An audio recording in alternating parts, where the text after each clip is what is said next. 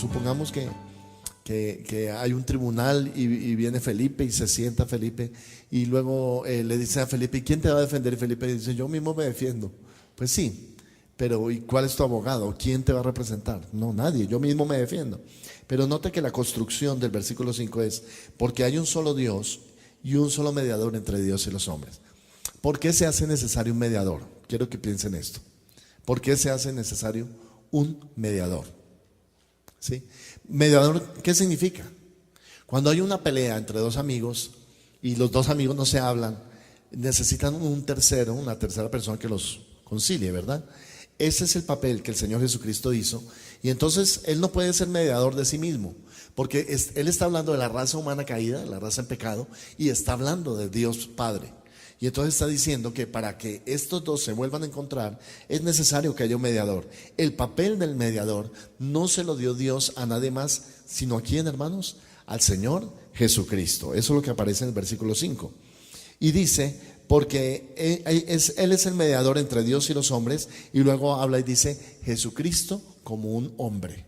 ¿Por qué Jesucristo hombre? ¿Por qué no Jesucristo como Dios? Entendemos, hermanos, que Jesucristo no nació como hombre y empezó a existir desde ese momento. No. Si usted lee con atención Juan capítulo 1, por favor, vaya rápido a Juan capítulo 1. Y entendamos esto, hermanos, que el Señor Jesucristo es preexistente. Todos digan preexistente. Yo sé que esto es un concepto importante y no tan fácil de entender, pero debemos entenderlo así, ¿verdad?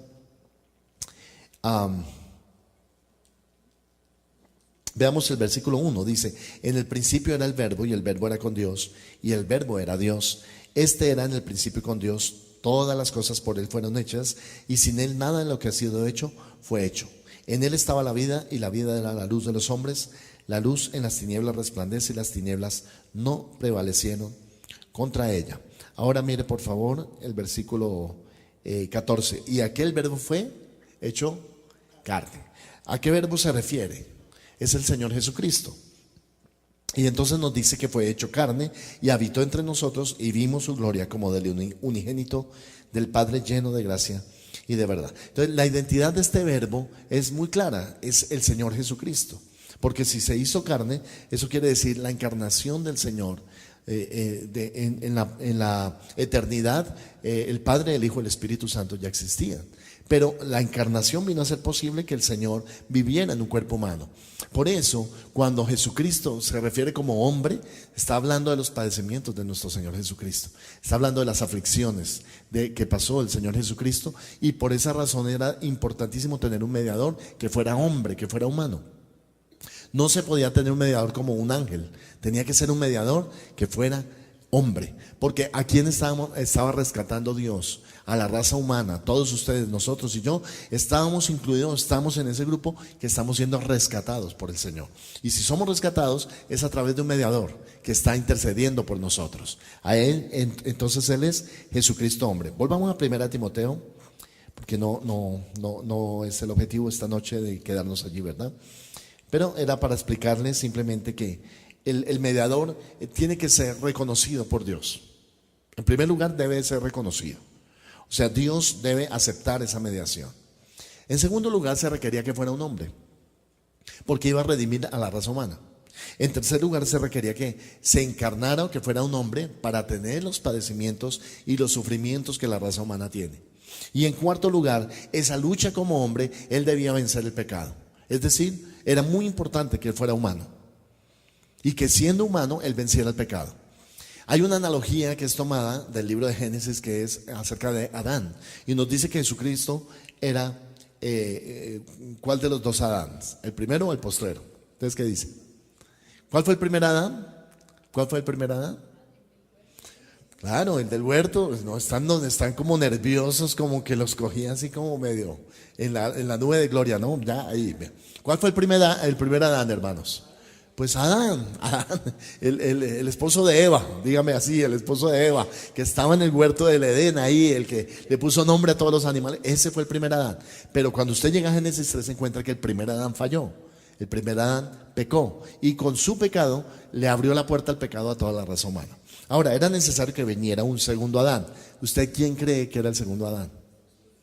Jesús. Él es llamado también el postrer Adán o el segundo Adán, que vino a rehacer lo que el primero no pudo. Lo que el primero hizo fue abrir la puerta al pecado, cayó en pecado, entregó la raza humana al poder del diablo, se apartó y se alejó de la gloria del Señor, fue destituido de la gloria. Todas esas fueron consecuencias del primer Adán. Entonces viene el segundo Adán, y el segundo Adán cumple con todas las exigencias del Padre. ¿Para qué? Para interceder por usted y por mí. Ahora, es muy importante, Hebreos capítulo 7, versículo 25, nos dice qué está haciendo Jesucristo ahora. ¿Usted qué se imagina que está haciendo el Señor ahora? ¿Qué hizo Osvaldito? ¿Qué estará haciendo el Señor por ti y por mí ahora? Hebreos capítulo 7, versículo 25, dice: por lo cual también puede salvar perpetuamente a los que por él se acercan a Dios, viviendo siempre ¿para qué? Para interceder por ellos. Entonces, ¿qué está haciendo Jesucristo en estos momentos? Intercediendo por ti, por mí, intercediendo por cada uno de nosotros.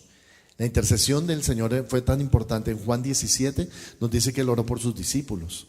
Nos dice que Jesús oró y dijo: Señor, que ellos se amen como tú y yo nos amamos. Señor, que ellos venzan el mundo. Señor, que se mantengan en la fe. Señor, que ellos sean lo que deben ser, unos hombres de Dios, mujeres de Dios, pacificadores del reino. Eso fue lo que el Señor pidió en su oración de intercesión, y sigue pidiendo por ti y por mí de la misma manera. Vuelve por favor a 1 Timoteo. Ahora vamos a entrar en otra cosa, y es consejos para las mujeres. Ese sería como el título, uno de los títulos de esta noche: consejo para las mujeres. Y lee por favor 1 Timoteo capítulo 2, versículo 9. Vamos a leer una porción del 2:9, diciendo así: asimismo, que las mujeres se atavíen de ropa ¿qué? Decorosa, con pudor y modestia, no con peinado ostentoso, ni oro, ni perlas, ni vestidos costosos, sino con ¿qué? Con buenas obras, como corresponde a mujeres que profesan piedad. Ahora dice el 11. Por favor, no me van a apedrear todavía las mujeres. La mujer aprenda en silencio con toda sujeción, porque no permito a la mujer enseñar ni ejercer dominio sobre el hombre, sino estar en silencio. Porque Adán fue formado primero, después Eva, y Adán no fue engañado, sino que la mujer, siendo engañada, incurrió en transgresión. Pero se salvará engendrando hijos si permaneciere en fe, amor, santificación y con modestia. Uno quisiera tachar esa parte de la Biblia. ¿Cuántas mujeres dicen amén? No lo entendemos claramente. Pareciera un poco machista, ¿no? Esta porción. Pareciera. El apóstol es inspirado por el Espíritu Santo cuando escribe esto, hermana. Ahora, empecemos con lo primero. Empecemos con lo primero. Ojo con esto: el atavío de las mujeres. El atavío de las mujeres. La Biblia dice: las mujeres se atavían de ropa ¿qué? Decorosa. ¿Qué entienden ustedes por ropa decorosa, hermano? Que si hay ropa decorosa, también hay ropa ¿qué? Indecorosa. Entonces debemos entender que la mujer debe vestir decorosamente. Es decir, para entender un poco mejor, nosotros no somos legalistas, porque en algunas iglesias se enseña a las mujeres solamente usar falda y no pueden usar pantalón, ni maquillaje, ni tampoco aretes. ¿Por qué han llegado a esos extremos? Con base en este versículo bíblico que se está leyendo aquí. Pero nosotros para ellos seríamos una iglesia liberal, seríamos una iglesia permisiva, seríamos una iglesia libertina. Para muchas iglesias nosotros seríamos así. Ahora, ¿por qué no hablamos contra el pantalón en las mujeres? ¿Sí? Ahora, debe entender esto, hermano: la moda cambia. La moda hoy en día es falda, mañana pantalón. Pero desde el año 1960 hacia acá, la moda se volvió indecorosa. Y eso fue lo que pasó realmente. En el libro de la visión, David Wilkerson, profeta del Señor, en 1977, él profetiza que cada vez habría menos ropa en las mujeres, y saliendo en televisión llegaríamos a ver torsos desnudos en horarios infantiles de la mujer. Él lo profetizó en el año 77, cuando todavía eso no ocurría. En 1950 entró el rock and roll. El rock and roll realmente fue uno de los iniciadores de un movimiento de libertinaje en las mujeres. Las mujeres salieron a bailar rock and roll, empezaron a ir en contra del statu quo, en contra de las costumbres, en contra de, por ejemplo, La liberación femenina tiene su origen en los años 50, la lucha por el aborto o pro aborto, años 50 también. Woodstock, un gran concierto que se realizó por algunos días o semanas, en lo que miles de jóvenes estuvieron allí en drogas, en sexo, en libertinaje y totalmente descontrolados. Eso marcó el inicio de la era actual en la cual usted y yo vivimos. Algo pasó en el mundo se dio la vuelta. Entonces, hermanos, ya Dios sabía esto. Y Dios ya sabía que nosotros íbamos a ser tentados por el diablo a vestirnos de una manera indecorosa. Ahora, entiéndame esto, no solamente la mujer puede vestir indecorosamente, también el hombre puede vestir indecorosamente. Aquí no se trata de un sexo u el otro. Pero los científicos han considerado lo siguiente: el hombre se estimula por la visión, por lo que ve, la mujer por lo que escucha, ¿sí? Entonces, ¿qué pasa? La mujer de manera natural se estimula por las palabras, por lo que escucha. Una mujer se encanta por el oído. ¿Han escuchado eso de los hombres que echan labia? Todo eso es verdad. ¿Por qué? Porque la mujer se emociona a través de escuchar halagos, de escuchar piropos, de escuchar. Eso es muy importante para la mujer. Pero para el hombre no, para el hombre es lo que ve. Entonces, este consejo está orientado porque el apóstol conoce la naturaleza masculina y él sabe que el hombre es especialmente atacado por los ojos. Sí, en muchas partes de la Biblia se nos habla acerca de los ojos, de mantener nuestra mirada pura, de que el hombre es lo que mira en sus ojos, de hacer pacto con los ojos, de mantener una mirada pura, de mirar a las mujeres con pureza. En otra parte dice que tratemos a las mujeres como hermanas, con toda pureza. Y hermanos, eso yo sé, y voy a ser un poquito como real, ¿no? En la cosa. Pero si usted tiene una hermana, seguro que su hermana no pasa por ahí y usted dice, uy, qué viejota, qué linda. Usted no le va a decir eso a su hermana. Sería antinatural, ¿verdad? Usted pasa a su hermana y es como si pasara cualquier otra persona. Quítese rápido, sí. Usted no la va a mirar mal. Por eso la Biblia dice, miremos a las hermanas con toda pureza. Pero resulta que una vez nosotros estábamos en el anterior salón, ¿verdad? Y uno ve unas diablas llegando a veces. Y eso es así, unas diablas. Y la hermana llegó y se hizo atrás. Y atrás había un hermano que no era tan espiritual. Yo dije, Señor. Yo sabía que iba a pasar. Pero empezamos a adorar. Yo estaba allí, ¿verdad? Adorando, buscando al Señor. Luego predicando. Cuando estaba predicando, la hermana que era diabla, ¿verdad? Venía con un descaderado. ¿Recuerdan la moda de los descaderados? No, eso era por acá. Se le veía todo. Así, sin agacharse ya se le veía todo. Y llega la hermana y se le cayó algo y hace esto, ¿sí? Y el muchacho que estaba atrás, yo lo vi cuando hizo o sea, eso se le fueron los ojos ahí. Yo creo que el hombre perdió la santidad ese día, tal cual la perdió. Y realmente que fue muy un espectáculo que yo no quisiera revivir en la iglesia. Y me sentí yo muy mal, aún como hombre, por ver la reacción de ese muchacho. Pero el muchacho está ahí, está adorando, él no puede hacer nada más. ¿Quién era la que tenía que venir vestida decorosamente a la iglesia? Ella tenía que saberse vestir. Entonces hemos hablado esto con muchas hermanas, porque no es tanto solamente el vestido, sino que cuando usted une el vestido con algo que se llama un espíritu de seducción, ya empieza a ser una cosa mucho más fuerte en el hombre. La mujer utiliza la forma de vestir para atraer al hombre, para seducirlo. Y desde ese punto de vista, hermanos, constituye un peligro muy grande en la iglesia si una mujer no viene vestida decorosamente. Entonces, yo sé que usted debe tener mucha ropa, ya hablo de las mujeres especialmente. Toda mujer tiene un ropero bastante grande, pero tiene el ropero del mundo y tiene el ropero cristiano. Entonces, el ropero del mundo, ahí está, no se le vaya a ocurrir un día acudir al ropero del mundo y ponerse la minifalda. Entonces, lo que debería hacer, hermana, es simplemente orar al Señor y pedirle que el Señor le muestre cuál es el vestido que usted debe usar, que es apropiado para estar en la iglesia. A mí no me gustaría, por ejemplo, que a mi esposa todo el mundo la viera. No me gustaría que mi esposa usara una ropa que atrajera a los hombres o sedujera a los hombres, ¿sí? Unos escotes pronunciados, unos descaderados donde realmente no le van a dejar nada a la imaginación. Entonces se trata de que nosotros hagamos una campaña en la iglesia. No por ley, no porque nos obliguen, no porque sea prohibido. No vamos a dar la instrucción a los diáconos: hermana, me da el favor, ahora no deja entrar a nadie que tenga una falda abajo de la rodilla, arriba de la rodilla, ¿sí? No vamos a dar esa instrucción. Pero sí se trata de que nosotros mismos empecemos a enseñar, a discipular a nuestras hermanas de la manera correcta de vestirse. Hay una manera correcta en vestirse. Entonces, hermanas, no se sientan mal. Esa es la otra. Se comparan con las chicas del mundo y de golpe ustedes ven que las chicas del mundo son más exitosas atrayendo a los hombres, les salen más paseos, más invitaciones, son más exitosas en que los hombres estén atendiéndolas y todo eso. Y uno dice, ¿yo por qué no? Usted no, porque usted está vistiendo decorosamente. Y es por eso que tal vez los hombres ni la miren, no importa. No importa, ahí es necesario que uno entregue esa área al Señor y uno sepa vivir adecuadamente para el Señor.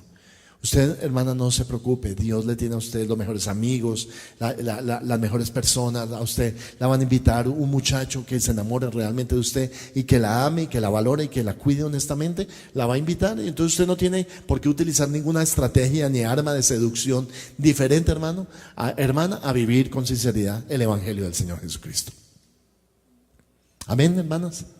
¿Por qué? Dice, las mujeres atavíense con ropa decorosa, con pudor, dice el primero, y luego dice, con modestia. No con peinado ostentoso, ni oro, ni perlas, ni vestidos costosos. Ahora viene la segunda parte, y es por qué el apóstol dijo esto. Él dijo esto porque hubo una competencia a ver quién traía los vestidos más lujosos en la iglesia, los peinados más ostentosos, la mejor representación. Entonces empezaron a llegar a las mujeres. Imagínense una mujer aquí sentada, ¿verdad? Con un peinado de 30 centímetros de altura. No deja ver a los demás, ¿cierto? No va a dejar ver, con un peinado bien ostentoso, bien. Entonces el apóstol empezó a ver que era más por demostrar algo físicamente, externamente. Y recuerde que la palabra de Dios hace el énfasis o en lo externo o en lo interno. ¿En cuál de los dos? ¿En cuál de los dos la palabra de Dios hace énfasis? Pablo dice, el ejercicio físico para poco aprovecha. O sea, no dice que no aprovecha, dice para poco aprovecha. Pablo habla del espíritu, del alma y del cuerpo, pero la tercera prioridad se la deja al cuerpo. Nunca se la deja de primero. El mundo hoy en día le da la primera prioridad al cuerpo, pero la Biblia no se la da al espíritu. Entonces usted viene aquí para ser entrenado en una vida de piedad, en una vida consagrada para el Señor. Entonces nosotros no nos escandalizamos cuando entra una persona así, cuando entra una joven así que no sabe, que no conoce al Señor y entra vestida de esa manera, la aceptamos, amorosamente la aceptamos, pero estamos dispuestos también a enseñarle cómo vestirse adecuadamente.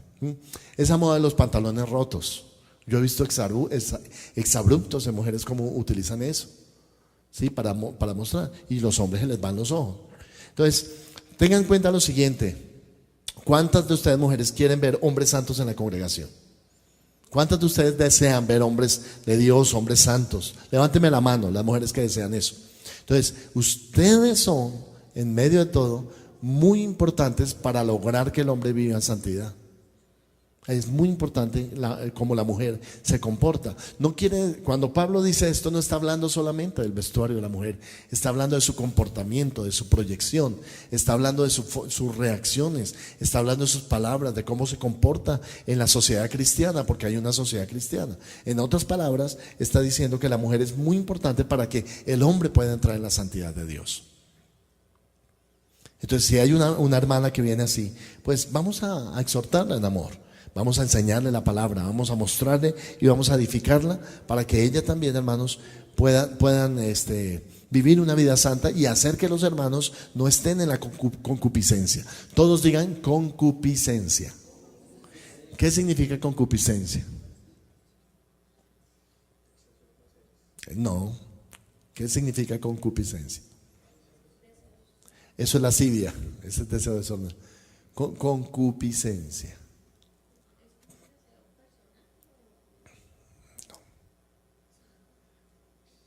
Es pasiones, son las pasiones, la concupiscencia y la pasión. La pasión es algo muy bueno y muy importante cuando se está en el matrimonio, pero es un enemigo peligroso cuando no está en el matrimonio. Y hay cosas que despiertan pasión, ¿sí? Entonces, de lo que se trata, hermanos, es que usted pueda saber y ver qué es lo que está despertando pasión, o la forma como usted despertaba pasión antes de venir al Señor, y corte con esas cosas y empiece usted a entregarle esa área al Señor. Los hombres también pueden ser concupiscentes. pueden despertar pasiones en las mujeres, pueden esforzarse para despertar una pasión inadecuadamente en una niña. Cuando hay un muchacho que habla con una chica y le promete que va a ser su novio, luego con otra y con otra. O a la inversa, una chica que empieza con un novio, luego le promete al otro y al otro, también estamos siendo concupiscentes.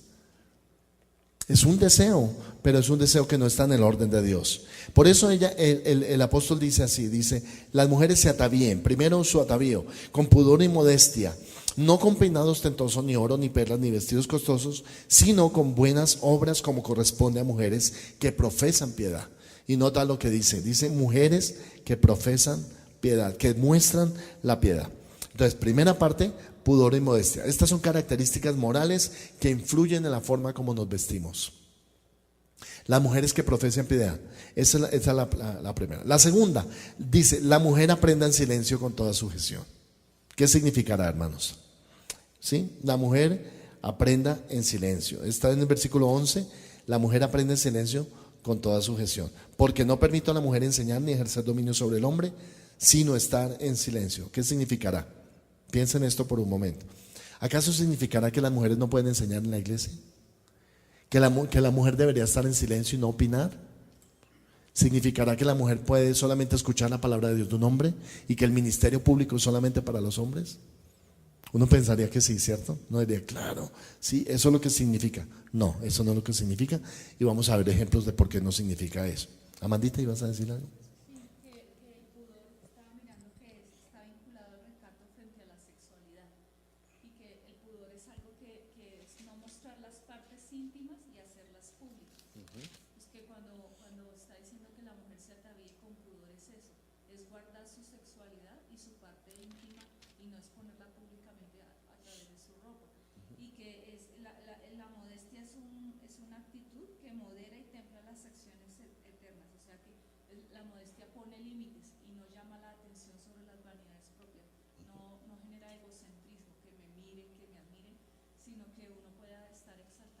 Permite que el centro de atención sea el Señor, ¿no? En la iglesia y no uno mismo. Ahora, la segunda parte, la mujer aprende en silencio con toda sujeción. Es verdad que la mujer tiene que sujetarse, pero ¿a quién se debe sujetar la mujer? Esto es para ustedes, hermanas. ¿A quién se debe sujetar la mujer? Entonces, en el orden de Dios hay unas prioridades. En el orden de Dios hay una prioridad. Aquí uno nota, y es un argumento de Pablo de preeminencia. Dios primero, luego el hombre y luego la mujer. El argumento que utiliza aquí es el orden de la creación de Dios. Dice, fue creado primero el hombre y luego la mujer. Entonces, por lo tanto, la mujer debe sujetarse al hombre en general. Pero ¿a qué tipo de hombre es el que tiene que sujetarse la mujer? Debe sujetarse a un hombre de Dios, a un hombre que tenga el Espíritu de Dios, que sea un hombre sensato, piadoso, conocedor de la palabra de Dios, amante del Señor. Ese tipo de hombre es el que uno tiene que sujetarse, no a cualquiera, hermanas. La hermana que entiende este versículo como sujetarnos ilimitadamente a los hombres y hacer todo lo que ellos nos manden y nos ordenen, eso no es así, de ninguna manera. Veamos el caso de una mujer cuyo esposo le dijo, tú no puedes volver a la iglesia. Y ella quedó ahí entre las dos, ¿no? ¿Qué hago? Si voy a la iglesia, mi esposo se separa de mí. Y si no voy a la iglesia, pues lo voy a tener contento, pero voy a dejar de ser cristiana. ¿Qué debo hacer? Y la mujer oró y pidió al Señor, Señor, dame sabiduría. Qué dilema, ¿no? Si yo quiero ganar a mi esposo y no lo obedezco, entonces ¿cuándo mi esposo va a conocer al Señor? Pero si no voy a la iglesia, entonces mi esposo va a pensar que yo ya no soy cristiana, igual no se va a convertir al Señor. ¿Qué deberían hacer? Escucho opiniones de ustedes, hermanas.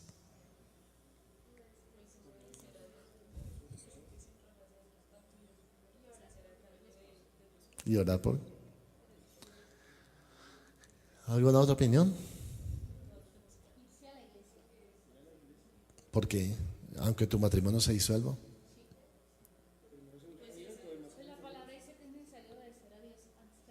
Bueno, entonces esa es una posición radical.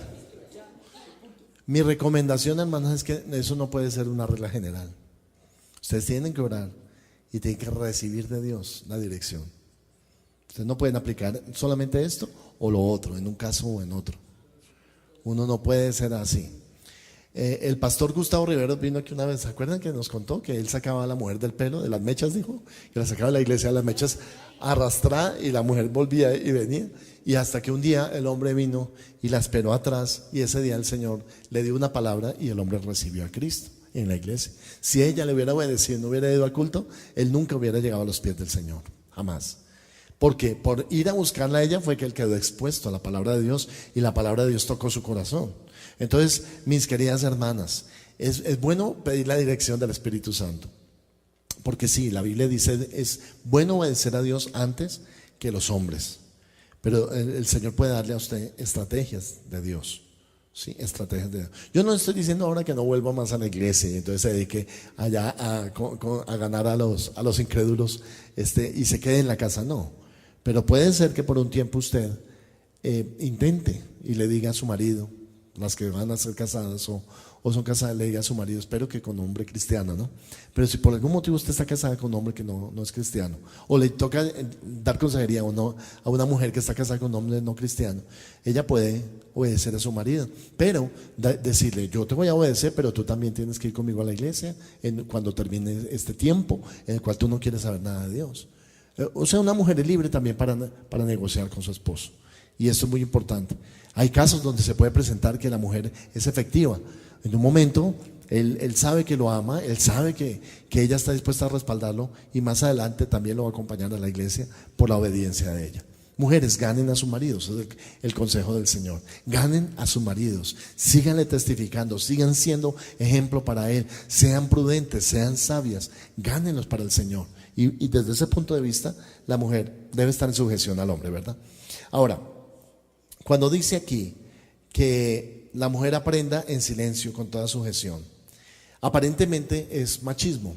Pero miren, hermanos, había una costumbre judía en la cual los hombres son los que enseñaban en la congregación, evitando el desorden que pudiera generar la enseñanza de mujeres que no conocían la palabra de Dios. Como el hombre estaba en la sinagoga, el hombre aprendía, recibía educación y la mujer no recibía la educación de preceptos y principios bíblicos. Entonces si se paraba a enseñar, iba a enseñar sobre una materia que no conocía. Por eso Pablo dice, no permita a la mujer enseñar, pero también debemos entender que esa restricción sería importante tenerla hasta que la mujer aprenda. ¿Verdad que sí? Cuando la mujer aprende, va a tener la claridad, los conceptos necesarios para poder enseñar.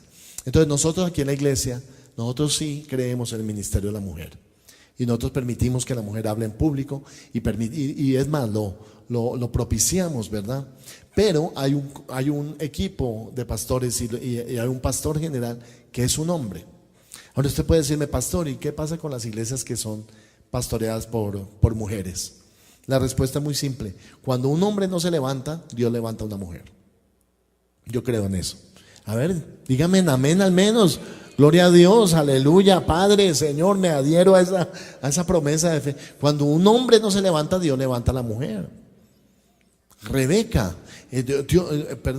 Débora, Dios levantó hombres que eran jueces en Israel para juzgar, pero cuando no hubo hombres, levantó a Débora. Eso quiere decir que Dios piensa en el ministerio de la mujer, en la participación de la mujer.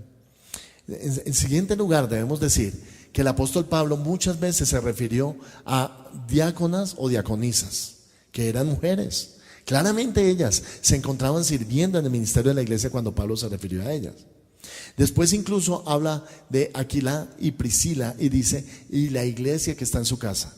Es decir, que ellas estaban sirviendo al Señor, pastoreando incluso también. Para Pablo eso no era novedoso. Él sabía que Dios podía levantar a una mujer. Es más, Timoteo, a través de quién conoció la palabra del Señor. ¿A través de quién? De la abuela y de la mamá, ¿verdad? Eso lo vimos la vez anterior, ¿recuerdan? La mamita, ahí en 2 Timoteo capítulo 1, mírenlo. Versículo 5 dice, trayendo a la memoria la fe no fingida que hay en ti, la cual habitó primero en tu abuela Loida y en tu madre Eunice, y estoy seguro que en ti también. ¿Quién fue el que trajo a los pies de Cristo a Timoteo? Pues la abuela y la mamá. Luego el ministerio de las mujeres es tan importante en la iglesia, hermanos, que nosotros mal haríamos si nosotros permitimos o mejor propiciamos que la mujer se siente y no hable en la congregación. Estaríamos equivocados. ¿Cuántas veces hemos escuchado testimonios edificantes, promesas de Dios, profecías bíblicas de la boca de las pastoras, de la boca de mujeres de Dios que Dios ha levantado en esta iglesia? Y es una bendición cuando la mujer lo hace. Ahora, puede presentarse el caso que la mujer se sienta intimidada porque los hombres son los únicos que tienen el ministerio. En ese caso, pues no habría el espacio para poderlo hacer. Si el hombre es el único que acapara los ministerios, la mujer no se levantaría. Entonces, una iglesia saludable, hermano, es aquella que permite también a la mujer predicar, permite que la mujer desarrolle su ministerio, porque Dios puede usar muchísimo la boca de la mujer. Amén. Mira por favor Colosenses capítulo 4. Colosenses en el capítulo 4. En el versículo 14, Pablo empieza a despedirse de algunas personas muy importantes en su ministerio y dice: os saluda Lucas, el médico amado, y demás. Saludad a los hermanos que están en la Odisea y a Ninfas y a la iglesia que está en su casa. Mira, Ninfas y la iglesia que está en su casa. Cuando esta carta haya sido leída entre vosotros, haced también que sea leída en la iglesia de los laodicenses, y que la de la Odisea la leáis también vosotros. Decide Arquipo, mira que cumplas el ministerio que recibiste del Señor. Las salutaciones de mi propia mano, de Pablo, acordados de mis prisiones, la gracia sea con todos vosotros. Amén. Entonces, el ministerio de la mujer. Sin embargo, hermanos, hablamos acerca de la prioridad de Dios. Y Dios sí considera, hermanos, que en el orden de la creación, primero Dios el creador, segundo el hombre fue creado, y tercero la mujer en el orden de la creación de Dios. Entonces hay un orden jerárquico de Dios donde hay un mayor y hay un menor. En este caso el hombre sería considerado mayor desde el punto de vista de la creación. Y luego dice en el argumento de la caída, es el segundo argumento que él utiliza, y él dice: porque la caída inició por la mujer. Por esto Pablo reafirma el dominio y la autoridad del hombre y dice que fue a través de la mujer, o la primera que cayó fue la mujer y no el hombre. Usted puede leer completamente la historia documentada en el libro de Génesis, ¿sí? Y ahora dice así, y el versículo 14 de 1 Timoteo 2 dice: y Adán no fue engañado, sino la mujer, siendo engañada, incurrió ¿en qué? En transgresión, pero se salvará engendrando hijos si permaneciera en fe, amor y santificación con modestia. Los mormones han tomado este versículo y han relegado a la mujer a una plena esfera del hogar y de la reproducción y de tener hijos y nada más. Y esto esto no es lo que el apóstol quería enseñar, porque entonces la mujer dice: se salvará engendrando hijos. Deberíamos entender que hay otro medio de salvación diferente a la cruz del Calvario. De ninguna manera. El medio de salvación por excelencia es la cruz del Calvario. No puede haber otro medio de salvación, porque una mujer pensaría: entonces si yo tengo hijos voy a ser salva, ¿y qué pasa si no los puede tener? No estaré cumpliendo este versículo bíblico, porque dice: se salvará engendrando hijos. Entonces no es eso a lo que se refiere, hermano. Se refiere Pablo a que la mujer se salvará porque en medio de su función de maternidad, de la crianza, ella va a ser una mujer de buen testimonio, y ella va a ser una mujer temerosa de Dios. Cuando ella hace eso, la mujer es dignificada. ¿Sí? Una mujer en casa, una mujer cuidadora de su casa, una mujer que bendice a su casa, es una mujer correcta. Pero una mujer que está fuera de su casa, que no llega a la casa, que duerme afuera de la casa, no es una mujer correcta y no es un buen testimonio. Entonces, mujeres, aprendan esto, que parte de su responsabilidad también es ser excelente testimonio en su casa. Toque a la persona que está a su lado y dígale: tú tienes que ser una mujer de Dios, una mujer correcta.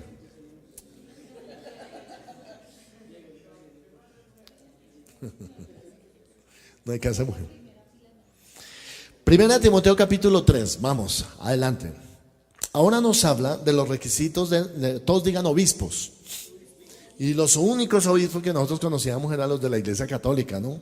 El obispo de Medellín, el obispo de Bogotá. Entonces resulta que la palabra obispo viene de una palabra en griego que es episcopos, que quiere decir superintendente o educador o líder. Entonces la palabra obispo significa el líder de la iglesia o los líderes de la iglesia. Vamos a pensar, ¿cuántos líderes de Ríos de Alabanza hay aquí? Levanten la mano. Líderes, levanten la mano. Bueno, en un sentido ustedes también son ¿qué? Obispos.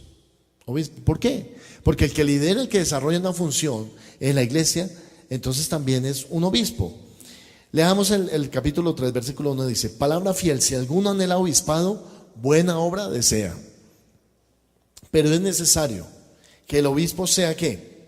Número 1, irreprensible. 2, marido de ¿qué?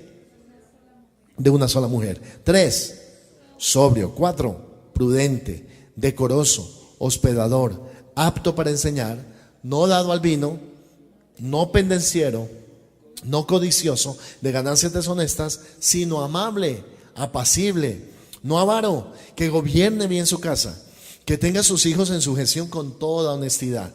Porque el que no sabe gobernar su propia casa, ¿cómo cuidará de la iglesia de Dios? No un neófito. ¿Qué significa la palabra neófito? Rápido. Neófito, nuevo, recién llegado a la iglesia. No un neófito, ¿verdad? Principiante. No sea que envaneciéndose caiga en la condenación del diablo. Y también es necesario que tenga buen testimonio de quiénes. De los de afuera. ¿Cuáles serán los de afuera? Rápido, mis amados. Los del mundo, la gente que no es creyente, que no viene a la iglesia, para que no caiga en descrédito y en lazo del diablo. Empecemos. Primera característica de los líderes en la iglesia: irreprensible. Todos digan irreprensible. ¿Qué significará irreprensible? Que no tenga tacha, ni que tenga asuntos pendientes que le puedan llevar a una exhortación. Entonces, irreprensible, no puede ser sujeto a reprensión. Es una característica que aplica en lo moral, en lo financiero, en las costumbres, y se menciona en todo lo relacionado con ser marido de una sola mujer. Ser irreprensible, hermanos, es que nadie pueda reprenderlo y decirle: estás haciendo mal esto. Entonces es una responsabilidad muy grande, ¿verdad? ¿Cuántos de ustedes son irreprensibles? Levanten la mano, hermanos. Irreprensibles. Por favor, todos se salen entonces del liderazgo. ¿Por qué está hablando de irreprensibilidad? No está hablando de perfección, ¿saben eso? Porque la Biblia nunca habla de que seamos perfectos en un sentido humano. Somos perfectos cuando estamos en Dios. Mateo 5:48, si no estoy mal, dice: sed pues vosotros perfectos como vuestro Padre en los cielos es perfecto. Pero entonces, si no somos perfectos, no podemos servir al Señor. No se refiere a eso. Irreprensibilidad es que usted haya corregido vicios, adicciones, problemas sexuales, inmoralidad. Toda esa parte tiene que estar corregido en su vida para poder ser un líder. Segundo aspecto, dice marido de una sola mujer. ¿Qué significa? Hay dos interpretaciones, ojo con esto. En primer lugar, si yo me caso, luego me divorciara y me casara otra vez, ¿sería marido de una sola mujer? ¿O de cuántas mujeres? Tremendo, ¿no? Entonces, si yo quiero, dice: el que anhela obispado, buena obra sea. Pero si yo me caso y luego me separo y luego quiero volverme a casar, hermanos, entonces estaría calificado para ser un líder, un hombre de Dios en la iglesia. Piensen en eso. Ahora, yo sé lo que usted me va a decir. Va a decir: pastor, pero hay ministros de Dios que se casaron y luego se volvieron a casar. Puede haber pastores que lo han hecho. Yo tengo una regla de fe por antonomasia, por excelencia tengo esta regla. Y es que en eso, hermanos, uno no puede juzgar a las personas. Es muy difícil juzgar a alguien así. Pero puede haber una persona que se haya casado antes de venir a Cristo y haya disuelto su matrimonio. Cuando llega a Cristo, conoce a una mujer, entiende el pacto matrimonial y toma ese paso del pacto matrimonial. La Biblia también dice: cada uno en el estado que llegó, así permanezca. Piensen lo siguiente. Yo sé que hay preguntas de esto. Hay preguntas, ¿cierto?, acerca del matrimonio y el divorcio, seguramente. Pero piensen solamente en esto, y no va a ser el tema de esta noche. Pero piensen en esto. Llega un hombre con hijos, pero separado a la iglesia. Un hombre llega con sus hijos, está separado, y el hombre llega solo, ¿verdad? Ya se divorció, ya no está viviendo con ella. La otra mujer se casó por allá, formó otro hogar. El hombre llega y conoce a una mujer en la congregación que está apta para casarse. Y luego viene el pastor y dice: queremos casarnos, pastor. ¿Qué pasa? Este hombre fue divorciado, pero él no conocía del Señor cuando él hizo eso. Él viene a conocer la palabra de Dios cuando llega a la iglesia. Entonces, la primera vez lo hizo en ignorancia, sin conocimiento. Lo hizo sin la profundidad que requería. Pero la segunda vez ya no es ignorante, ya él tiene conocimiento. Entonces, ¿se puede casar en la congregación? Se puede casar. Pero ese es un pacto matrimonial para toda la vida. Entonces piense por un momento en esto, hermano. El matrimonio es algo serio delante del Señor. Yo no puedo casarme, descasarme, casarme, descasarme. Como Elizabeth Taylor, ¿cuántos matrimonios se le contaron? ¿Como 8?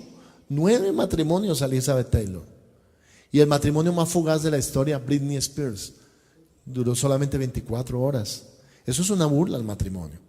Claramente nosotros no creemos en eso. Entonces por eso él dice marido de una sola mujer. Pero el siguiente sentido que está hablando es acerca de personas que quieren tener a su esposa, pero quieren tener también otra mujer. Simultáneamente, eso se llama adulterio. La persona que está en adulterio no debe ser líder en la iglesia. Si usted conoce un líder en la iglesia está en adulterio, viene al pastor con toda libertad, dice: pastor, yo me enteré que fulanito de tal está en adulterio y él quiere ser líder en la iglesia y no puede ser. Y está autorizado para decirlo. Entonces entramos en un proceso con esa persona, pero claramente no puede ejercer el ministerio de liderazgo. ¿Listo? Tercera característica, sobrio. Todos digan sobrio. ¿Qué será sobrio? Nosotros hablamos de esto el domingo, ¿verdad? Equilibrado. La persona borracha pierde, lo primero que pierde, ¿qué es? El equilibrio. Entonces todo lo contrario a la persona borracha. Es lúcido mentalmente, tiene capacidades de comunicación clara, verbaliza correctamente las cosas. Quiere decir que es una persona equilibrada, sensata, que tiene buen juicio. Debe ser una persona así. ¿Usted se imagina una persona desequilibrada ejerciendo el liderazgo? Manejando personas, administrando ministerios, dando consejería, imponiendo manos. Una persona que no es equilibrada, que no es sensata, que no es sobria. Pero también uno podría pensar, hermanos, que es con relación al vino. Eso viene más adelante. Cuarta característica, prudente. Todos digan prudente. ¿Cuántos de ustedes son prudentes, hermanos? ¿Puede un líder que no sea prudente ejercer el ministerio? ¿Usted se imagina? Vienen y le cuentan una situación bien grave y sale desde el púlpito y dice: no como la hermana Concha, que el esposo se la está jugando con otra. Dios mío. ¿Aquí hay alguien Concha? Espero que no. Espero que no. Pero se imagina una persona que no sea prudente, el daño que puede hacer exhibiendo los pecados de las personas. Yo he conocido hombres de Dios que ellos mismos se han encargado de alejar a las personas de la iglesia con su imprudencia, su chisme, su lengua larga. Son personas chismosas. Entonces, el prudente sabe guardar secretos. Piensen en eso, hermano. ¿Usted se acuerda de eso que decían los sacerdotes católicos, que se llama el secreto de confesión? ¿Alguno escuchó de eso alguna vez? ¿No?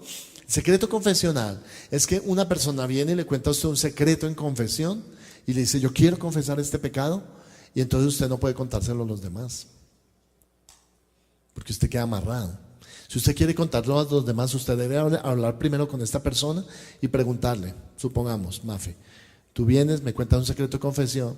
Si yo quiero corregir eso, por ejemplo, con Javi, que Javi se entere, yo tengo que pedirte permiso a ti y decirte: Mafe, ¿me autorizas para decirle a Javier? Si tú me dices que sí, entonces yo ya puedo compartirlo con Javier y tenemos una consejería. Así es como debería funcionar. O bueno, con cualquier otra persona, una relación. Pero el secreto de confesión es inviolable. Los pastores tenemos eso también. Los pastores no podemos andar chismeando y revelando los pecados de las demás personas a todo el mundo. Yo he sabido de pastores, hermanos, que cogen el pecado de la gente y desde el púlpito el domingo ahí están predicando acerca de ese pecado. Y dele con el pecado, y dele con el pecado. ¿Cómo se siente la persona que cayó en pecado? Se mira a sí mismo y dice: solo le falta al pastor decir mi nombre. Y uno tiene que tener mucho cuidado con eso. Congregaciones se han destruido por la imprudencia de los pastores. Entonces, que sea prudente. Siguiente, decoroso. ¿Qué significa decoroso? No decorador, decoroso. Señor, decoroso. Que adorne la doctrina con buenas obras y palabras correctas. Decoroso. Adorna la doctrina con buenas obras y palabras correctas. El siguiente, todos digan hospedador. ¿Qué es hospedador? ¿Recibir en casa gente? ¿Personas? ¿Hospedarlas en casa? Antes de que tú hospedes una persona en tu casa, primero tienes que abrir espacio en tu corazón para hospedar a alguien. Note esto, hay personas que nunca abren el espacio en su corazón para ser hospedadores. ¿Cierto? Primero tienes que abrir tu casa. A nosotros nos costó mucho eso, ¿cierto, mamá? porque nosotros éramos muy de guardar nuestra casa, nuestra intimidad y todo eso, pero Dios nos habló, fue el Señor el que nos habló, nos habló y nos dijo que empezáramos a abrir nuestro hogar, y hace unos años empezamos a abrirlo. Personas se quedan en casa, misioneros, pastores, líderes de la iglesia, músicos, hasta bueno, de todo tipo de personas se queda. Iba a decir, hasta Ronald se queda en la casa. Se queda Ronald David en la casa. Pero todo tipo de personas se quedan, ¿sí? Y para nosotros al principio no fue nada fácil. Hospedar a alguien no fue nada sencillo, pero después aprendimos a hacerlo. La Biblia dice, ¿cuántos sin saber hospedaron ángeles? Sin saberlo. Cuando usted hospeda a un hombre de Dios, cuando usted hospeda a un pastor, cuando usted hospeda a alguien, usted está cumpliendo lo que dice la palabra del Señor. Ahora, el que hospeda hombres de Dios es bendecido por el Señor. Eso no tiene... Fue en esa época cuando el Señor más nos bendijo, cuando empezamos a abrir nuestro hogar y uno dice, uy, pero ¿cómo voy a dar alimento a más gente? Dios provee, Dios provee. Donde comen dos, comen tres, eso, así decía papá. Entonces, abrir las puertas del hogar para hospedar predicadores, familias ministeriales, personas que están en una dificultad en un momento determinado, usted puede hospedarlas. Ay, me parece que Osvaldo ha hospedado personas en su casa, está bien, ¿sí? Como 14 personas en su casa. Sí, más de uno aquí se ha hospedado en la casa de Osvaldo.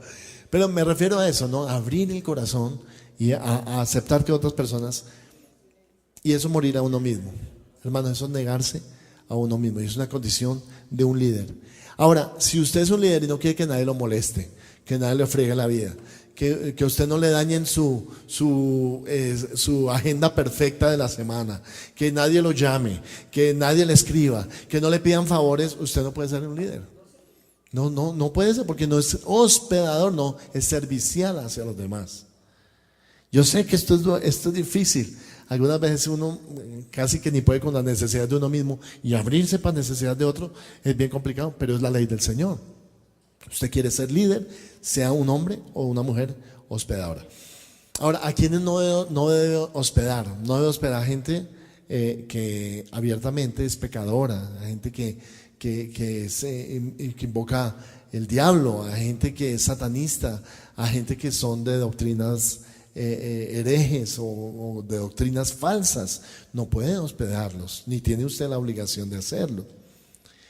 Tampoco puede, y no le recomiendo que hospede personas que estén escapando de la ley, que estén escapando de una disciplina, que estén escapando, porque usted se hace partícipe también de eso, ¿verdad? No vaya a hospedar tampoco a vagos, a personas que no trabajan, que no quieren trabajar, que persistentemente no quieren esforzarse. A los no esforzados usted no puede hospedarlos. Usted puede esperar por una noche, pero usted más no puede, porque se le quedan ahí y usted después va a decir, ¿y ahora cómo saco a esta persona de aquí? Hasta de pronto lo saca ella, esa persona lo saca a usted, y se han dado casos así, ¿sí? Entonces, esto es muy delicado, hospedar. Siguiente, ¿apto para qué? Para enseñar. Todos digan, apto para enseñar. ¿Qué significa la palabra apto? Preparado, hábil, capacitado, que tiene el perfil, ¿verdad? ¿Para qué? Para enseñar. Si el pastor o el líder tiene este ministerio, será una bendición en la iglesia. Las personas serán edificadas, tendrán revelación y entendimiento, la obra del Señor crecerá proporcionalmente, se levantarán ministros bien discipulados y formados en las verdades de cómo desarrollar un ministerio sano. Es decir, será una bendición. Usted tiene que saber enseñar la palabra de Dios. Pida una oportunidad a su líder en el grupo familiar. ¿Cuántos de ustedes están en grupo familiar? Levante la mano. Los que no estén en grupo familiar, levante la mano. Entonces usted pide una oportunidad para enseñar. No, yo quiero enseñar la próxima lección. Primero métase en un grupo familiar, ¿cierto? Y después pida la opción de enseñar, porque en los grupos es que usted aprende a enseñar. Los que van a los niños a la iglesia infantil, ese es el mejor escenario para enseñar. Uno enseñarle a niños, dicen que es lo más difícil que hay. Que si usted es capaz de enseñarle a niños a hacerse entender, hasta los adultos le van a entender. A veces cuando usted está enseñando a la congregación, debe enseñar como si enseñara a niños. ¿Para qué? Para que todos le comprendan. Por ejemplo, hoy, ¿he sido claro en la enseñanza, hermanos? ¿Estoy siendo claro? No, Mafe. Sí, no, no, no me digas. Ah, te me sales de... La mujer, por eso es que la mujer aprende en silencio con toda su gente. Ahí está.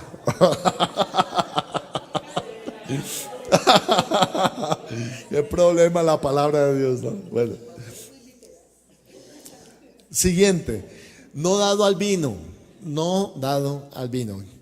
¿Qué significa? Entonces, para algunos no dado al vino significa, entonces dice no dado al vino. En otra parte dice no uses mucho vino.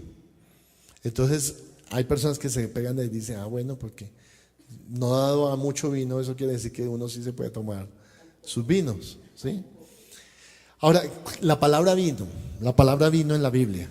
Hay dos tipos de vino en la Biblia. Uno, que era uno que no tenía licor, no tenía alcohol, y otro que sí tenía alcohol y emborrachaba. Entonces, la palabra vino se encuentra en los dos tipos de palabra en la Biblia. Para ti que eres nutricionista, la palabra vino hay dos acepciones, así se llama cuando hay dos usos de la palabra vino, oinos y hay otra palabra. En ambos casos es vino, pero en uno emborracha y en el otro no. Por ejemplo, el vino que tomaron en la cena del Señor era un jugo de uva, entonces no emborracha. Nosotros tenemos la Santa Cena, utilizamos un vino que no emborracha. Hay iglesias que usan un vino con alcohol. Y ahora no me va a decir, pastor, dígame cuál para ir allá a celebrar la cena del Señor. Pero hay iglesias católicas que usan vino de consagrar, pero eso sí emborracha, es un vino fermentado. Es un jugo de uva, pero tiene fermentación y por lo tanto hizo el proceso de alcohol y tiene una porción de alcohol. Entonces nosotros no usamos ese tipo de vino. ¿Qué pasa, hermanos, si un líder es dado a consumir vino? ¿A dónde va a llevar al discípulo a la consejería? Al bar, a un bar, a una cita, a ministrarlo, y no puede ser que usted vaya a ser un ejemplo para otras personas de llevarlo a consumir el vino. Yo sé, hermanos, que hay iglesias que lo permiten. Nosotros ni estimulamos ni fomentamos esa actitud. A nosotros, por ejemplo, no nos gustaría ver que líderes están en un bar, que líderes se encuentran en una discoteca, que líderes se toman una fotografía tomando cerveza. A nosotros no nos gusta eso. ¿Por qué? Mal testimonio, hermano. Después viene alguien que tiene problemas de alcohol, alguien que fue alcohólico, y dice, pero pastor, si los líderes aquí hartan cerveza, ¿yo por qué no voy a poder hartar cerveza, pastor? ¿Cierto? Porque así lo dicen. Si aquí son pipones, son borrachos, allá me encuentro al Willy, me lo encuentro allá en la 85, a la Claudia me la encuentro allá en el bar. No pueden decir eso. ¿Por qué, hermanos? Porque nosotros no frecuentamos ese tipo de sitios. Es que el vino no es solamente el vino tiene que ver con los sitios en donde se consume el vino también. Los ambientes, la farra, la discoteca, la fiesta, no son ambientes para un líder del Señor en una iglesia. No son de testimonio, no son buenos. Si usted sale a un paseo con sus hermanos cristianos y usted es el primero que dice, miren, yo vine cargadito, aquí traje la de whisky, o la de brandy, o la de no sé qué, usted no está correcto, no está correcto. Porque dice, un líder no debe ser dado al vino. Y vino, entienda, entra en la categoría de todos los licores. Y esto es muy importante. Si usted quiere ser un líder del Señor, no promueva que otras personas usen de vino. Por ejemplo, si usted hace una célula y dice, hermanos, esta noche la célula va a estar prendida porque vamos a tomarnos un vinito. Pues los hermanos eso le van a llegar así, claro, porque el líder está propiciando eso, pero no quiere decir que tenga nuestro aval y nuestro respaldo, y mucho menos que sea una conducta adecuada para predicar la Biblia, ni el ambiente adecuado para predicar la palabra de Dios. Ustedes se ríen, yo no sé por qué, hermanos, ahí el Señor está tocando callos, pero líder que yo sepa que tiene una conducta de tomar trago, de incitar a que otros, yo lo destituyo del liderazgo, con justa razón, porque aquí dice la palabra de Dios que no se ha dado al vino. ¿Cuántas personas han dañado su imagen y su testimonio por consumir el vino? ¿Usted se acuerda del cura que es el borracho del pueblo? Era el hazme reír. ¿Quién iba a prestarle atención a la palabra de Dios de una persona que anda borracha todo el tiempo? Usted sabe que Martín Lutero estableció la protesta porque él conoció un borracho en el pueblo. Y lo veía todos los días tirado ahí, borracho. Y Martín Lutero decía, pero ¿por qué este hombre está así borracho? Y un día lo reprendió y le dijo, usted se va a condenar y se va a ir para el infierno. Y dijo, no señor, no señor, no señor. Y Martín Lutero le paró así al lado. ¿Y por qué no? Y el hombre sacó un certificado. Se llamaba indulgencia. Era un certificado firmado por el Papa donde decía que él tenía la salvación por una donación que había hecho a la iglesia romana. Entonces él saca el certificado y dice, yo no me voy al infierno porque mire, aquí el Papa me dijo que yo me iba al cielo. Mire esto tan importante. Cuando Martín vio eso, él dijo, no puede ser, porque la salvación no puede ser una burla ante los hombres. No puede un hombre certificar que un tipo borracho va a ir al cielo cuando la Biblia dice que ni los borrachos ni los adúlteros entrarán en el reino de los cielos. Piensa en esto, hermano, por un momento. Proverbios 23, 29 al 35. Con esto estoy concluyendo. Proverbios 23, 29 al 35. Dice, ¿para quién será el ay? 23, 29. ¿Ya están allí? Dice, ¿para quién será el ay? ¿Para quién el dolor? ¿Para quién las rencillas? ¿Para quién las quejas? ¿Para quién las heridas en balde? ¿Para quién lo amoratado de los ojos? Para los que se detienen mucho en el vino, para los que van buscando la mistura. No mires el vino cuando rojea, cuando resplandece su color en la copa, se entra suavemente, mas al fin, como serpiente morderá y como áspid dará dolor. Tus ojos mirarán cosas extrañas y tu corazón hablará perversidades. Serás como el que yace en medio del mar o como el que está en la punta de un mastelero. Y dirás, me hirieron, mas no me dolió. Me azotaron, mas no lo sentí. Cuando despertare, aún lo volveré a buscar. Tremendo versículo este. Nota lo que dice, las consecuencias de beber el vino y de tomar vino. Son muy graves. Dolor, rencillas, quejas, heridas en balde, dañan y rompen relaciones, dañan economía, perjudican a otras personas, ¿sí? ¿Por qué? Porque no tienen control de sí mismos, no son dueños de sí mismos. Personas que han tenido problemas con el alcohol, tengan cuidado, hermanos, tengan mucho cuidado. Porque si una persona no tiene problemas con el alcohol, note lo siguiente, no tiene problemas con el alcohol y toma un trago, no le pasa nada. Pero si una persona ha tenido en su vida anterior problemas con el alcohol y se toma un trago, eso puede significar que vuelva otra vez al licor. Y usted no va a querer ser piedra de tropiezo para una persona así. ¿Cómo garantizaría usted que ese trago de vino que le está dando a su discípulo o a su amigo en la iglesia no lo va a volver a volver un adicto al licor? ¿Cómo garantiza usted eso? Si el licor es adictivo. Uno no puede garantizarlo. Entonces es mejor, miren lo que dice la Biblia. Dice, al fin como serpiente morderá, versículo 32, y como áspid dará dolor. O sea que es una conducta de doble filo. Al principio, hermano, es gozo, es alegría, hay incoherencia, hay risas y todo esto. Pero después las consecuencias son muy graves y funestas. Piensa en esto, hermano. Ahora dice, pastor, entonces ustedes son legalistas, ustedes prohíben el licor. Yo prefiero pensar en que nuestros líderes sí deberían tener una conducta responsable en este sentido. Yo a alguien de la iglesia que viene un domingo, pues yo no le exijo eso, pero un líder sí. Por ejemplo, alguien que ministra en el altar. Un día yo estoy así ministrando en el altar, adorando. Yo les he contado esto. Y yo sentía una canción de parte del Señor muy linda, que es de la sangre de Cristo. La sentía. Y sentía que el Señor me decía, canta de la sangre de Cristo. Y yo miraba al que estaba dirigiendo y no, ese hombre estaba por allá en el tercer cielo. No era Javi, estaba en el tercer cielo. Pero de pronto volteo a mirar al bajista, que era como el coordinador allí del grupo de música, y le digo, hermano, tiene una canción de la sangre del Cordero de Dios. Y me habla así, me dice, pero ¿cuál, pastor? Y cuando me habla así, uy, me quedé borracho con el solo tufo, hermano. Estaba ese hombre, pero y yo, uy, Señor, eso expedía el tufo. Y yo, uy, Señor. Entonces me bajé. Bueno, terminó el culto y llamé al hombre, ¿no? Lo llamé, lo mandé venir.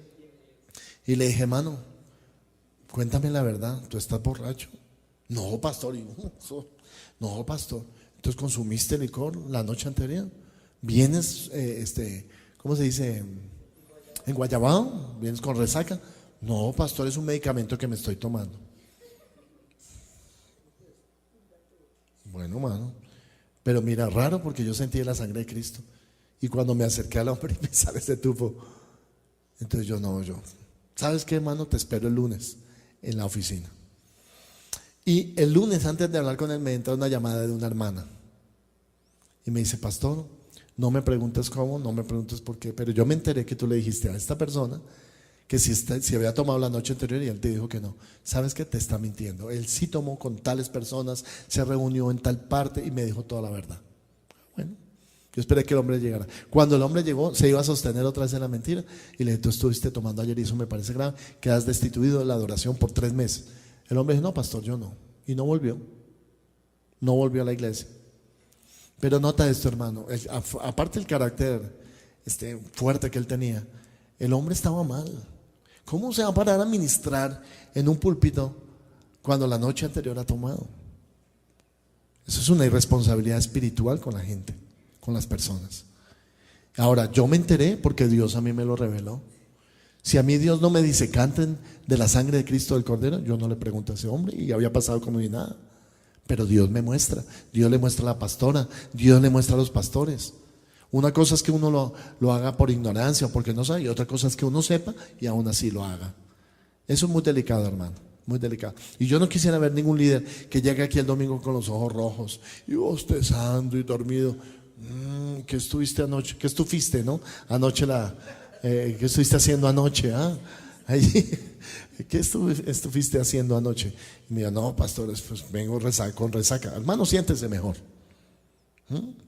No podemos aceptar eso, ni creo que lo correcto, hermano. Entonces, solo quería mencionarle esto, porque el que es consumidor de vino pierde su testimonio ante las personas de la iglesia. Es un hábito negativo, le quita la sobriedad a la persona y lo emborracha al punto que dice barbaridades. Y es algo muy delicado. Entonces ahora usted pregúnteme, por favor, pastor, ¿y podemos ir a una fiesta? ¿A qué vas a ir? No, pastor, a testificar de Cristo allá, todos esos impíos. Es que yo me la sé. Me voy a ganar a mi familia para Cristo. ¿Sí? Pues hermano, si usted cree que lo va a ganar en ese ambiente, pero la verdad, hermano, es muy contado el caso de una persona que ha tenido éxito ganando a otros para Cristo en un ambiente así. Es muy raro. Sí los hay, 1 entre 1000. Pero es mejor cuando la persona está sobria, cuando la persona le escucha, cuando la persona está en disposición para oírle. Dudo que con esa música alta y con el cigarrillo y con el trago y con todo eso usted pudiera testificar efectivamente del Señor Jesucristo. Podría haber un milagro, pero ¿qué hace un cristiano en ese ambiente? Es la pregunta que le hago. ¿Por qué nos metemos nosotros en el terreno del diablo, cierto? Cuando podemos mejor traer a la gente al terreno de Dios. Atraiga a la gente con amor, háblenles del Señor, bendígalos, déles testimonio. Pero si usted es un líder, hermano, apártese del licor, totalmente, apártese, rompa con eso. No frecuente sitios de licor, no tenga amistades que consumen licor, que sus mejores amigos no sean los que más toman en el barrio. Yo le cuento mi testimonio personal. Yo vengo de una familia tomadora, Cecita le Costa. Mi familia tomaba, mi padre, mi madre, todos nosotros éramos buenos para tomar. A mí me fiaban en la panadería toda la cerveza que yo quisiera. Y yo era un muchacho de 15, 16 años, responsable. Iba y pagaba. Cuando me convertí al Señor, el Señor me dijo, no verás a esas personas por 6 meses. Y corté así de raíz, 6 meses. A los 6 meses yo fui a buscarlos, pero ya no iba igual, ya iba fuerte, fortalecido en la palabra, con conocimiento. Y entonces los vi, me los encontré, estaban en el mismo sitio donde los dejé, en la panadería, borrachos allá. Y llegó Juan Carlos, el que va a gastar la próxima ronda. Les dije, no, vengo a hablarles de Cristo, yo soy cristiano. Chao. Hasta ahí llegó la amistad. Nunca los volví a ver. No querían escuchar del Señor. Yo no estoy obligado a tener un mejor amigo que toma. No estoy obligado a que mi mejor amigo o mis mejores amigos sean los que más se emborrachan. De ninguna manera, hermano. Entonces Dios fue muy sabio. Por 6 meses me limitó. Y yo era muy obediente al Señor. El Señor me dijo, 6 meses no verás a tus amigos. 6 meses exactos. A los 6 meses cuando volví con ellos, ya yo estaba muy fuerte y ya no caí en lo mismo. Entonces yo le recomiendo a usted, hermano, no tenga ese tipo de personas, ese tipo de amigos, no frecuente esos sitios, no se meta. La última, una hermana aquí de la iglesia, tenía 17 años y la hermana, muy linda, una guerrera de Dios, ¿no? Y un día, Amandita, estábamos un viernes, creo que era un viernes por la tarde, y Amandita me dijo, ¿sabes que tengo una carga por esa hermana? ¿Qué carga la que tengo yo por esa hermana? Y ¿sabes qué? Yo la voy a llamar. Y toma el celular y la llama. Y por allá se escucha musiquita. Y la hermana le dice, hey, un momentico, pastora, es que no puedo hablar. Y se escuchan los pasos. Y luego dice, ya puedo hablar. Ya no se escuchaba la música. La hermana era una líder de la iglesia en Potencia. Estaba con un pie en la discoteca y un pie afuera en la calle cuando le entró la llamada a la pastora. Mire cómo es Dios, hermano, que no la dejó entrar. Y ella dijo, pero la pastora, y me llamó, y Dios mío, ¿yo qué estoy haciendo? Y a raíz de eso, ella decidió no entrar ese día a la discoteca. Ya iba para adentro. Y decidió no entrar. ¿Por qué? Porque Dios guarda a sus hijos. Porque Dios no quiere que un líder bueno, que debe ser un ejemplo, esté por allá metido en eso. ¿Cuántos hermanos hemos visto aquí que reciben al Señor con gozo, con alegría, cantan, saltan, danzan, pero después vuelven a lo mismo, hermano? La Biblia dice que usted no puede ser de los que comienza bien y termina mal, de los que arrancan con testimonio, pero termina en la carne. Como habiendo comenzado por el Espíritu, dice Pablo, ¿vas a terminar en la carne? De ninguna manera. Pongámonos de pie, por favor, y vamos a orar esta noche.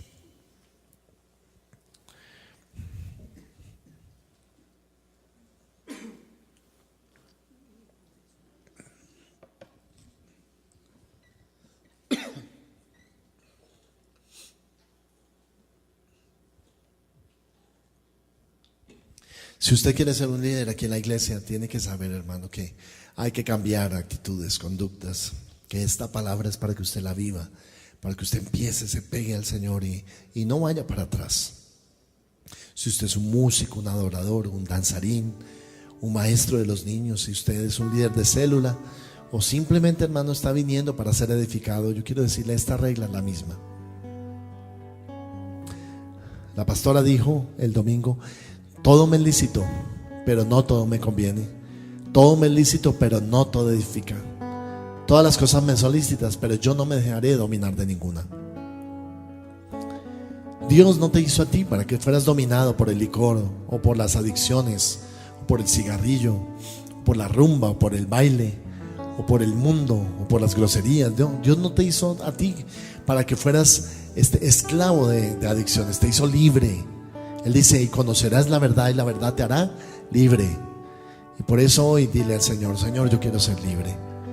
Allí en tu oración dile, Señor, yo quiero, como dice el pastor, Señor, yo quiero cambiar, yo quiero trabajar en aquellas áreas de mi vida, Señor, en las que todavía no estoy en esa medida, Señor. No estoy, como dice aquí, que no cumplo los requisitos de los líderes, pero quiero cumplirlo, Señor. Y te pido, Padre, que me alejes, Señor, de malas amistades, que me alejes, Señor, de personas inadecuadas, que me alejes de gente, Señor, que me ve que yo sufrí de esa adicción y aún así me quiere ver otra vez prisionero del trago, del cigarrillo. No, Señor, yo te pido, Padre, como joven, te pedimos, Señor, por favor, líbranos, santifícanos, Señor, por favor, apártanos de todo pecado. Y en esta noche, Señor, te pedimos por favor que ejerzas tu poder sanador, Señor, en la gente de la iglesia, y que traigas un espíritu de santidad y de sanidad en esta noche, en el nombre precioso de Jesús. Y todos decimos amén. Dele un aplauso al Señor Jesucristo.